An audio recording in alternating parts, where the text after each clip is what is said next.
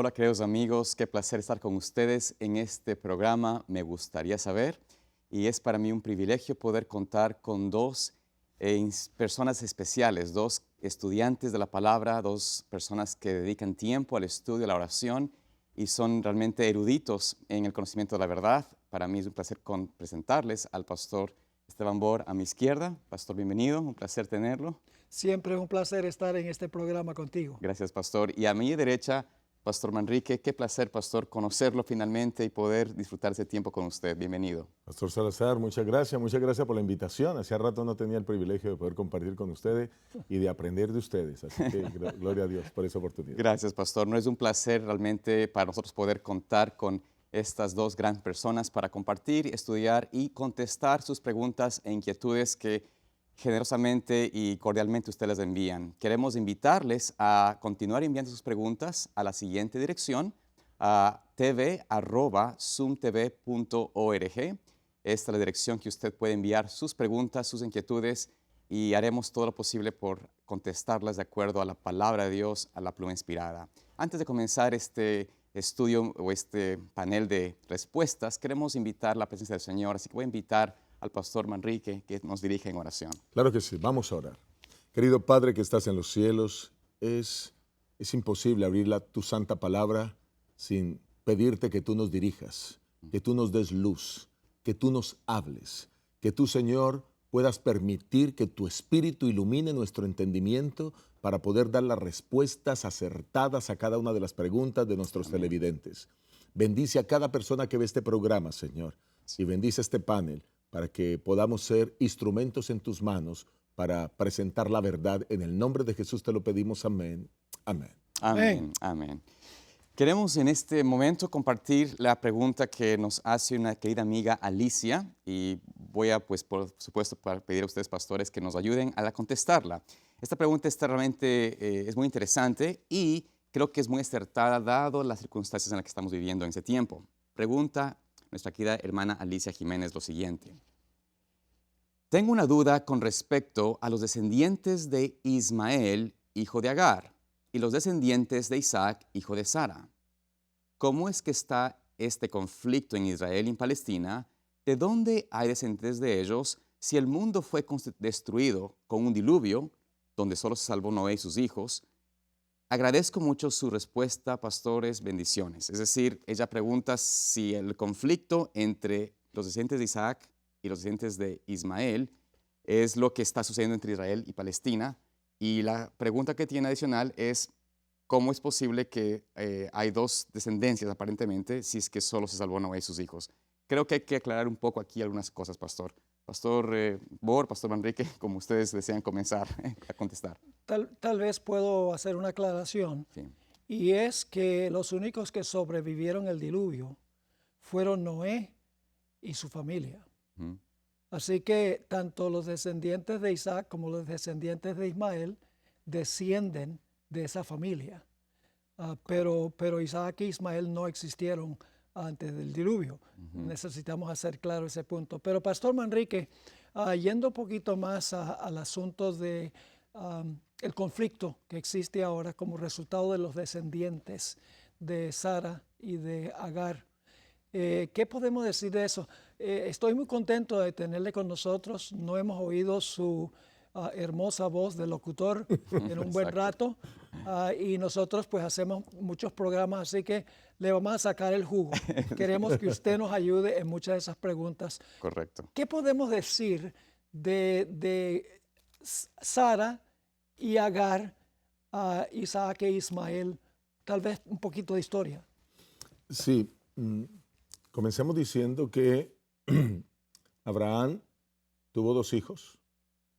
Cuando no podía tener hijos con Sara, el código Hammurabi, que era la ley que imperaba socialmente en aquel entonces, permitía que si un hombre no podía tener hijos de una mujer, pues pudiera entonces conseguir a otra mujer para que le diera hijos. Y posiblemente, pues eso lo sabía con claridad Sara, y por eso Sara le propone a su esposo, mira, ya hemos envejecido, no tenemos hijo, pero tú puedes tener un hijo con mi sierva y yo lo voy a tener cuando ella dé a luz, lo voy a recibir en mi regazo y entonces será como nuestro hijo. Y precisamente así fue. Abraham aceptó la solicitud que le hace su esposa, quiso ayudarle a Dios, Sara, porque el hijo de la promesa no llegaba, habían pasado los años y no llegaba, y Dios tenía otro plan, ¿verdad? Pero de ahí nace Ismael. La Biblia y el Corán muestran que Ismael, el primer hijo de Abraham con su sierva Agar, pues sería un hombre del cual descenderían príncipes. Y hay algo bien interesante. Algo bien interesante aquí. Ismael tiene 12 descendientes. Eso está en Génesis 17:20. Génesis 17:20. Y vamos a leer para poder entenderlo un poco, y quizás luego vamos a mirar Génesis 25:12 al 16 para leer los descendientes, ¿verdad? ¿Alguien que me ayude a leer Génesis 17:20? Yo lo leo, pastor. Aquí dice, Adelante, pastor. y en cuanto a Ismael, también te he oído, he aquí que le bendeciré, y le haré fructificar, y le multiplicaré mucho en gran manera, 12 príncipes engendrará, y haré de él una nación grande. Ok, o sea que aquí hay una promesa de Dios para Ismael, Correcto. que se cumplirá en Ismael. Pero noten que hay algo interesante en el número 12. Siempre decimos que el número 12 es el número del pueblo de Dios, ¿verdad? 12 tribus de Israel, 12 apóstoles, pero aquí hay un número 12 también para Ismael. O sea, hay una bendición especial para Ismael. O sea, Dios no está desechando a Ismael. Claro. ¿Está bien? Ahora vamos a mirar quiénes fueron esos 12. Eso está en Génesis 25:12 al 16. Génesis 25:12 al 16. Adelante. Ahí dice, y estas son las generaciones de Ismael, hijo de Abraham, que le dio a luz a Agar egipcia, sierva de Sara. Estos pues son los nombres de los hijos de Ismael, por sus nombres, por sus linajes. El primogénito de Ismael, Nebaiot, Sedar, Abdeel, Misbam, Misma, Duma, Masa, Adar, Tema, Getur, Nafis y Sedema. Entonces hasta aquí están los hijos de Ismael, ¿no? Muy bien. Esos son los hijos de Ismael. El 16 determina, perdón, También. pastor, estos son los hijos de Ismael y estos son sus nombres por sus villas y por sus campamentos, 12 príncipes por sus familias. Entonces, eso es el primer hijo. Claro. La idea de que los musulmanes y los árabes descienden de Ismael es una idea que presenta el Corán. Yo he traído el Corán, aquí lo tengo, para poder presentarlo en esta hora. Me lo regalaron en una mezquita, en la Mezquita Azul en Estambul. Permiten ahí el Corán en todos los idiomas. Y dije, me voy a llevar uno en español. Claro. Y es raro porque una de las prohibiciones es la traducción del Corán. Pero ahora está traducido Sí. en muchos idiomas, y usted va ahí a la Mezquita Azul ahí en Estambul y toma el que desea. Así que tomé 3, traje 2 más para regalarles a 2 personas y tomé el mío. Y cuando uno lee el Corán muestra con claridad que la descendencia de los árabes y de los musulmanes pues proviene precisamente de Ismael. O sea, sin lugar a dudas, los musulmanes vienen de ahí, ¿ok? ¿Y qué pasa con el otro hijo? Hasta aquí ya hablamos de Ismael y los descendientes, los árabes y los musulmanes. El otro hijo de Abraham, pues fue obviamente Isaac. Claro. ¿Y de Isaac quiénes descienden? Pues de Isaac descienden los israelitas, tuvo a su hijo Jacob. Jacob tuvo 12 hijos, son las 12 tribus de Israel. Y obviamente de ahí viene todo el pueblo de Israel.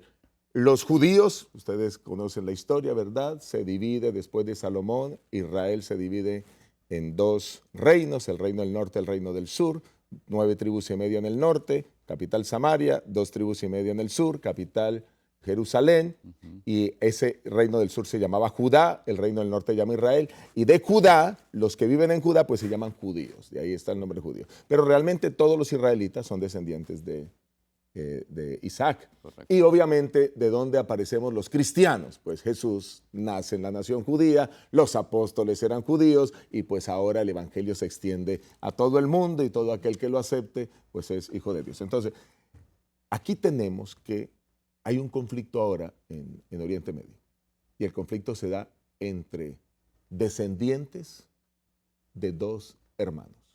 Uno el hijo de Agar, Ismael, y el otro el hijo de Sara, Isaac. Y ese es el conflicto.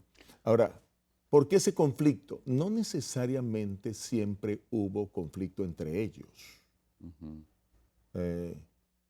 Aunque la Biblia presenta que desde niños Ismael e Isaac tuvieron algún conflicto, quiero decirles que hubo momentos en la historia en donde musulmanes pudieron llegar a vivir en paz con los judíos. Eso fue específicamente, quizás estoy haciendo noción a principios del siglo XX, cuando algunos judíos vivían en medio de los musulmanes y no había conflictos. Pero en el momento en que los musulmanes fueron perseguidos por el holocausto nazi, muchos de esos musulmanes emigraron, quedaron sin tierra, no sabían para dónde ir y comenzaron a llegar barcos al territorio musulmán de Israel. En ese tiempo se llamaba Tierra de Palestina, Claro. ¿cierto? A la Palestina, y ahí llegaron a establecerse. Pero el mundo y las Naciones Unidas, a ver todo lo que había pasado, las atrocidades que habían sucedido en el Holocausto, tuvieron condescendencia con los judíos, que desde el año 70 después de Cristo, que fue destruido el templo, se dio el fenómeno de la famosa diáspora. Eso está profetizado en Mateo capítulo 24 y se cumple con exactitud. Y bueno, ese es otro tema a tocar. Pero los judíos no tenían nación, estaban regados por el mundo, pero mantenían sus principios, sus creencias, su filosofía de vida. Y entonces ahora viene el Holocausto, mueren más de 6 millones de judíos, tanto en Alemania como en Austria. Ustedes conocen el tema de los campos de concentración, y ahora ellos salen buscando un territorio, no tienen. Pero como habían algunos judíos en la tierra de Palestina que vivían en paz con los árabes, pues llegan allí. Y allí se establecen. Naciones Unidas, estoy tratando de resumir la historia, Naciones Unidas ve que hay que hacer algo por ellos, deciden en el año 1948, después de muchas conversaciones, establecer el Estado judío.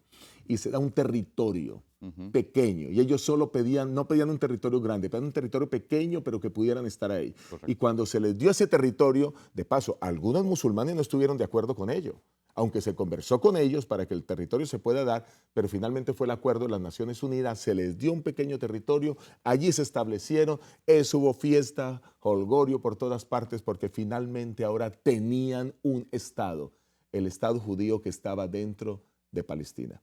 Pero lo que siguió pasando con el pasar del tiempo es que los judíos se organizaron, se armaron, hubo revueltas y conflictos entre los palestinos y judíos por la tierra. Los judíos toman algunos textos de la Biblia, como textos que aparecen en Génesis, el capítulo 12, ¿cierto? La promesa que Dios le hace a Abraham acerca de tener la tierra, y entonces ellos reclaman que esa tierra es de ellos y comenzaron a tomar territorios. Hasta el día de hoy, pues el conflicto que hay es por territorio. La única solución viable, lo que se está hablando en estos momentos en las noticias, es que todos los países están casi que de acuerdo en que la única solución a este conflicto es que ahora puedan tener 2 estados, porque vale la pena que entendamos algo. Muchos países en el mundo no reconocen a Palestina como un estado, claro, ni lo reconocen como una nación, pero sí reconocen a Israel. Y entonces ese conflicto pues hace que hayan las guerras que hayan, ¿no? Hay mucho más que quisiera decir, tengo mucha historia en la mente, pero pienso que eso trata de resumir un poco el conflicto. Ahora quizás si podemos mirar algo más desde la perspectiva bíblica, podemos hacerlo. Adelante, pastor. Sí. Ahora, el asunto es que desde 1948, los cristianos, mayormente conservadores, los evangélicos, podríamos decir, han visto como una señal el restablecimiento de la nación de Israel. Han visto como la mayor señal de que el rapto está inminente. Dicen ellos, es la mayor señal, el restablecimiento de Israel a su tierra. Y cada vez que hay una revolución allá en esa región, enseguida en los programas de televisión, etcétera, salen diciendo, ve, Israel tiene que defenderse, Estados Unidos tiene que defender a Israel. Y claro, eso enardece a los palestinos, como ha sucedido en las grandes demostraciones en las calles, sí, ahora en todas las grandes ciudades del mundo, básicamente, porque se tiene el concepto de que el occidente está con Israel y está ignorando a los palestinos. No, y a toda la comunidad musulmana mundial también. Sí, claro. sí. Y árabe también. Sí, porque en realidad el conflicto no es solo entre palestinos y judíos, sino que es entre el islamismo y el judaísmo. Es un asunto religioso. Es un asunto religioso y las peores batallas de la historia han sido guerras religiosas. 100%, así es. Entonces, ¿hay algo en la Biblia que da una profecía sobre cómo va a concluir este asunto? Bueno, Ya, sí, adelante, pastor. No, iba a decir que esa es la gran pregunta que se está escuchando continuamente, ¿no? En la noticia o en la parte cristiana conservadora, por decirlo así. ¿Será que hay un cumplimiento profético sobre este conflicto? Y también parte del asunto es de, como mencionaba usted, Pastor Bor, el asunto de la ideología escatológica equivocada de los cristianos modernos. Señalan la idea de que va a venir un establecimiento de un tercer templo, ¿no? Y aplican muchas de estas experiencias o versículos equivocados de las profecías equivocadamente, perdón. Y resulta que eso hace que ellos piensen de que de alguna manera tiene que estructurarse nuevamente este templo con participar de la venida de un Mesías, ¿no? El anticristo, que debe sentarse allí. Y todas estas cosas hacen para ellos hoy ver que quizás este conflicto es un cumplimiento de profecía o que se está apuntando hasta eso. Yo he visto en muchas noticias hoy en día que están diciendo, este conflicto es un cumplimiento profético. Los cristianos en líneas generales están pensando de esa manera. Entonces, ¿cómo podemos nosotros aclarar quizás esa pregunta, como el pastor mencionó? ¿Cómo podemos nosotros mostrar de que cuál es la respuesta a eso? ¿Hay una verdadera enseñanza bíblica sobre Israel nuevamente como tierra físicamente, como el país? Bueno, Sí. yo creo que tenemos otra pregunta Sí, donde vamos a cubrir ese punto específicamente, porque es un punto el que tú mencionas que es supremamente importante, sí, porque hoy en día tal vez la mayoría de los cristianos conservadores sí. están diciendo que lo que está pasando allá es cumplimiento de profecía, y hay algunos adventistas inclusive que están diciendo eso. Ahora, yo estoy de acuerdo con el pastor Manrique de que la única solución a este problema está en establecer dos estados, pero también eso es complicado. Y es complicado porque hay dos lugares donde están mayormente establecidos los palestinos. Están en el West Bank Claro, Sí, y sí. están en el Gaza Strip. claro. Y ellos están separados por el territorio de Israel, uno en un lado, el otro en el otro lado. Ah, Además de eso, los judíos han tomado mucho territorio que no estaba en el tratado original que estableció las Naciones Unidas. Entonces, ¿qué van a hacer con ese territorio donde han expandido pues, el territorio que estableció las Naciones Unidas? Yo creo por eso no se ha hablado muchísimo de dos estados. Durante décadas se ha hablado de establecer dos estados, pero nunca funciona porque es necesario entonces expulsar a todos los judíos que se establecieron en lo que era el territorio de los palestinos. Claro. ¿Qué pasa con esa gente? Hay que expulsarlos y mandarlos a la tierra que originalmente estableció las Naciones Unidas. Entonces es algo bien complicado. Pero cada vez, yo enfatizo, cada vez que se revuelve eso allá, despierta a los carismáticos, los pentecostales, los evangélicos, y dirige todos los ojos hacia lo que está pasando en Israel como cumplimiento de profecía. Y mientras que las profecías de Daniel y Apocalipsis se cumplen en los Estados Unidos y en Roma, ponen a mirar a toda la gente allá, y entonces la gente no ve en realidad dónde se están cumpliendo en verdad las profecías. Ujú. Eh, Pastor, hay un punto que es interesante que retomemos para que veamos por qué los judíos han ganado tanto territorio, o los israelitas. Quizás algunos de ustedes recordarán la famosa guerra de los 6 días. Ujú. En esa guerra, Egipto, liderando a las naciones musulmanas, se levanta contra Israel. Y al igual que lo hicieron esta vez, lo hicieron en Shabbat. Ujú. Porque saben que el Shabbat, y buscan, no buscan cualquier Shabbat incluso, buscan Shabbat donde hay fiestas Ajá, especiales religiosas, porque la gente está en su aspecto espiritual, están retraídos y es el momento de atacarles, ¿no? Y en esa guerra, pues, Egipto se levanta, pero obviamente la inteligencia israelí sabía lo que se venía, y en 6 días ellos hicieron algo inimaginable. los judíos inclusive se quedaron con la península del Sinaí. Correcto. Se la devolvieron a los egipcios con un compromiso para toda la vida. El compromiso de, ¿les vamos a devolver la península? Que ahora es nuestra, que nos la hemos ganado porque ustedes nos atacaron. Con el compromiso de que ustedes nunca más se van a volver a meter con Israel. Correcto. Y con ese compromiso le devolvieron la península del Y lo Sinaí. han respetado. Y tienen que respetarlo, ¿verdad? Entonces, el punto aquí es que Israel, desde tiempo antiquísimo, reclama que esa tierra es suya. ¿Qué va a pasar ahora? Nosotros no estamos aquí para darle solución al asunto. Nosotros Exacto. estamos aquí es para mirar Sí, qué es lo que la dice la palabra de palabra Dios de dice al Dios, respecto, ¿no? No somos políticos, No somos somos políticos. teólogos. Pero el texto que Israel usa y que he escuchado muchas veces entre los israelitas tomado de la Torá, que son los libros los primeros 5 libros de la Biblia, está en Génesis el capítulo 17, el versículo 18. Génesis 17:8, perdón, 17:8.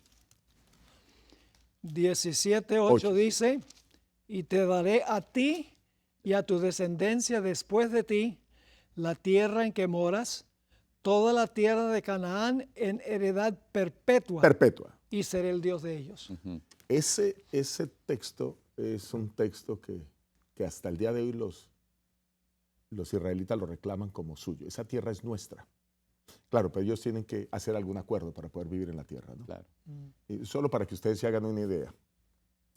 En estos momentos, el territorio que tiene Israel es en gran medida superior al que tenía en el año 1948.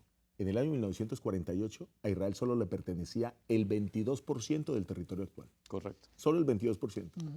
Y ese otro 78% se lo vinieron ganando ellos con guerras y sacando a la gente, ¿no? Que ese es el temor que sienten ahora, que se están quedando con la parte norte de la frontera de Gaza. Entonces ahora los musulmanes están diciendo, ahora se van a quedar también con esta parte norte de la frontera de Gaza. Pero esa es una guerra difícil. Pasemos al otro lado, pasemos al tema. ¿Realmente eso es un cumplimiento profético? Mire. Eso para nosotros es lo más importante. Correcto. Y ahí es donde debemos que en realidad, trabajar. No podemos solucionar el problema de aquí. Sí, y las guerras políticas hay que mirarlas desde la perspectiva teológica de la Biblia. Correcto. O sea, no solamente se puede mirar como un conflicto secular.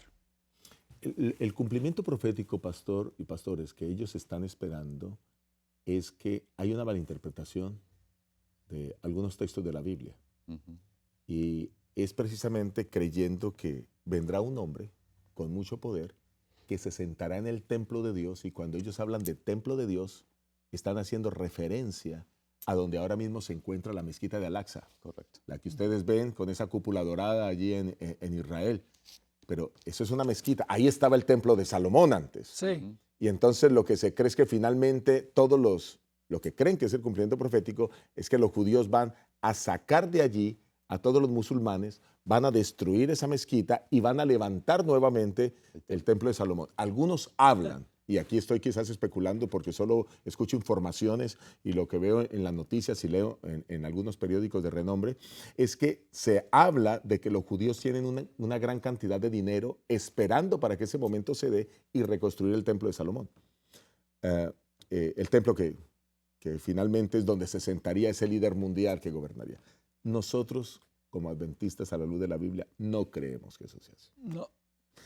Solo que tengo temor, pastor, de entrar ahora por el poco tiempo que nos quedan solo 3 minutos de entrar en ese tema, pero lo que sí creo es que le vamos a decir que vamos a dedicar un programa completo a esto. Sí, señor. Amén. Para poder hablar acerca de qué es lo que realmente está diciendo 2 Tesalonicenses cuando nos está hablando acerca de ese hombre de pecado, ¿verdad? Y ahí poder explicar con detalle a qué hace referencia, qué es lo que la profecía dice. Pero sin lugar a dudas, sí es un cumplimiento profético. ¿De qué? De Mateo 24. Porque es que Mateo 24 dice que antes de la venida de Cristo habrán guerras y rumores de guerras. Y para mí, esto cumple parte de las profecías de Mateo 24. Por supuesto. Recuerden que Mateo 24 tiene un doble cumplimiento, ¿no? Hubo un cumplimiento que se dio antes de la destrucción del Templo de Jerusalén, y luego tiene un segundo cumplimiento ya a nivel mundial que se dará antes de la segunda venida de Cristo. La historia se repite y sabemos eso, nos lo ha enseñado el pastor por muchas veces aquí en los temas, ¿verdad? Y como la historia se repite, entonces lo mismo que sucedió en Jerusalén antes de la destrucción del templo, allá antes del año 70, todas esas señales pues ahora se están cumpliendo a nivel mundial y sabemos que estamos viviendo tiempos de guerras. Eso que está pasando entre Rusia y Ucrania, estamos en el cumplimiento profético Mateo 24, y lo que vemos ahora pues simplemente es eso. Pero vamos a analizar posteriormente la profecía que está siendo malinterpretada por algunos cristianos radicales en Estados Unidos y en todo el mundo. Si la gente se pregunta si la guerra entre Rusia y Ucrania está contemplada en la Biblia, y mi respuesta es no esa guerra específica, sino en términos generales, En términos guerras generales. y rumores de guerras, nación contra nación y reino contra reino. En ese sentido, todas las guerras que hay ahora son señal, el aumento de guerras son señal de la pronta venida de Jesús. Pero la Biblia no tiene una profecía específica de Rusia y Ucrania, de lo que está pasando en Jerusalén ahora. Es importante, pastores, que tengamos en mente, como ustedes mencionan, ¿no? ¿Cuál es realmente la instrucción bíblica? ¿Cuál es la instrucción de la palabra de Dios en cuanto a nuestra interpretación de la profecía en los tiempos finales? Muchas veces, y me da pena, como ustedes mencionaron, de que hay hermanos de la iglesia que cada vez que sucede un conflicto en Palestina, un conflicto relacionado a Israel, empiezan a buscar en la Biblia, a rebuscar, creo yo, mejor dicho, algún versículo que puedan usarlo para conectarlo, para decir, tenemos este asunto predicho en la palabra de Dios. En realidad no es así. La profecía bíblica no es tratar de acomodar noticias que están sucediendo, buscando en la palabra de Dios cumplimiento. Dios nos deja de antemano claramente indicación de lo que va a pasar, dentro de lo que realmente tiene que ver con el conflicto entre el bien y el mal para su pueblo, el desarrollo de su pueblo para ese tiempo final. Así que creemos que tenemos que contestar esa pregunta que mencionan ustedes más detalladamente en una próxima ocasión. ¿Algún comentario final, pastores, antes de terminar este programa? Mi comentario final es que sí hay un conflicto entre los hijos y los descendientes de Ismael. Amén. Y los descendientes de Isaac. Correcto. Ese conflicto comenzó con ellos y se ha mantenido a través de la historia hasta nuestra época. Es un conflicto religioso, pero ambos creyendo en el mismo Dios. Pero es que los hermanos también se pelean. Correcto. Sí, pastor. Bueno, queremos agradecerles por este tiempo que nos han permitido estar con ustedes. Sabemos de que este es un momento de estudio, de oración. Invitamos a que sigan ustedes estudiando la palabra de Dios y pidiendo al Señor que les dirija en todos sus caminos. Que Dios les bendiga y les guarde. Nos vemos en un próximo programa.